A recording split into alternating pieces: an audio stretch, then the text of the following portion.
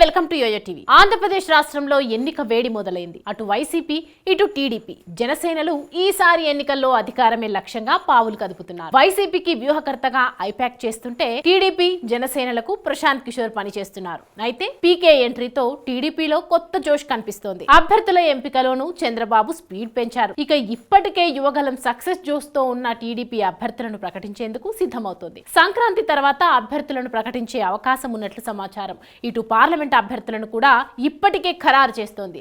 Vijayawada, Srikakulam MP అభ్యర్థులకు సిట్టింగ్లుగా ఉన్న కేశినేని నాని, రామ్మోహన్ నాయుడులను మరోసారి బరిలోకి దింపుతుంది. గుంటూరు సిట్టింగ్ ఎంపీగా ఉన్న గల్లా జయదేవ్ పోటీకి దూరంగా ఉన్నట్లు తెలుస్తోంది. ఆయన ప్లేస్ లో లగడపాటిని పోటీ చేయించాలని అధిష్టానం భావిస్తోంది. ఇటు ఉత్తరాంధ్రలో మెజారిటీ ఎంపీ సీట్లు గెలవాలని టీడీపీ భావిస్తోంది. అనకాపల్లి పార్లమెంట్ స్థానం నుంచి మాజీ మంత్రి చింతకాయల ఆయన పాత్రుడు కూడా కుమారుడు విజయ్ ని బరిలోకి దింపేందుకు కసరత్తు చేస్తోంది. ఇప్పటికే పలు సర్వేలు నిర్వహించిన అధిష్టానం అనకాపల్లి ఎంపీ అభ్యర్థిగా విజయ్ ని ఫైనల్ చేసింది. ఇటీవల యువగలం పాదయాత్ర అనకాపల్లిలో జరగగా లోకేష్ కూడా విజయ్ ని ఎంపీ అభ్యర్థిగా యాత్రలో ప్రమోట్ చేశారు.